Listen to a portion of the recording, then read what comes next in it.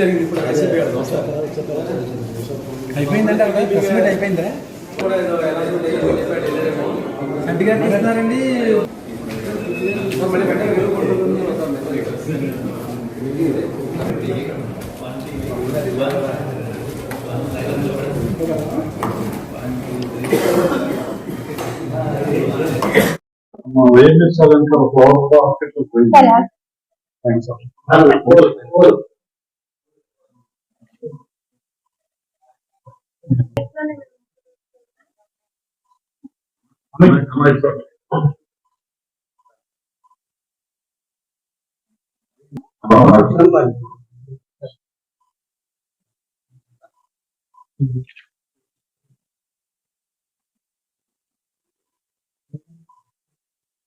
Okay అండి, thank you.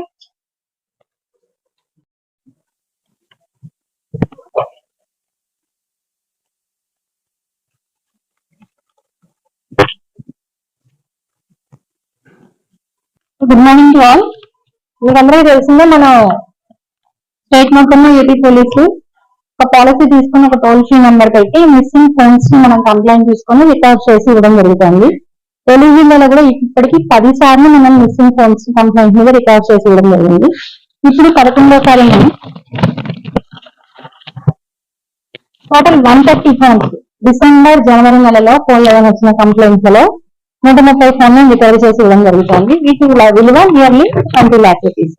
ఇప్పటి వరకు మనం 2,90,00,000 గల మొత్తం 1455 సెల్ ఫోన్స్ రికవర్ చేసి ఇవ్వడం జరిగింది. సో ప్రజలకు కూడా విజ్ఞప్తి ఏంటి అంటే కొంచెం జాగ్రత్తగా ఉండాలి. అలాగే స్ట్రాంగ్ పాస్వర్డ్ ఒకటి పెట్టుకోవాలి. బ్యాకప్ అంతా ఫైండ్ మై ఫోన్ ఇట్లాంటి ఆప్షన్స్ అన్ని పెట్టుకున్నట్లయితే ఫోన్ పోయినా దాన్ని రికవర్ చేయడం ఈజీగా ఉంటుంది. అలాగే మనము ఈవెన్ సెల్ షాప్ ఫోన్ వాళ్ళకు కూడా, సెల్ ఫోన్ షాప్ వాళ్ళకు కూడా ఇన్స్ట్రక్షన్స్ ఇవ్వడం జరిగింది. ఐడి ప్రూఫ్ లేకుండా సెకండ్ హ్యాండ్ ఫోన్ అట్లాంటివి కొనుగోలు చేయొచ్చు అని.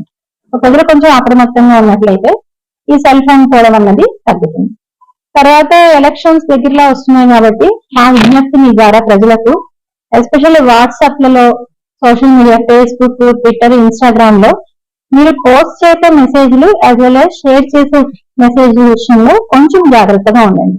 కొన్నిసార్లు మనం చదవకుండా కొంచెం చదివి మెసేజ్ ని షేర్ చేసేస్తాం. ఆ మెసేజ్ కొన్నిసార్లు సమస్యను తీసుకొచ్చి పెడుతుంది. గౌరవనీయ సుప్రీంకోర్టు జడ్జిమెంట్ ప్రకారము మీరు ఒక మెసేజ్ షేర్ చేస్తున్నారు లేదా ఫార్వర్డ్ చేస్తున్నారు అంటే ఆ మెసేజ్ వల్ల కంటెంట్ తో మీరు అగ్రీ అవుతున్నారని దాని మీనింగ్. నేను ఊరికే ఫార్వర్డ్ చేశాను, నాకు సంబంధం లేదు అంటే కుదరదు.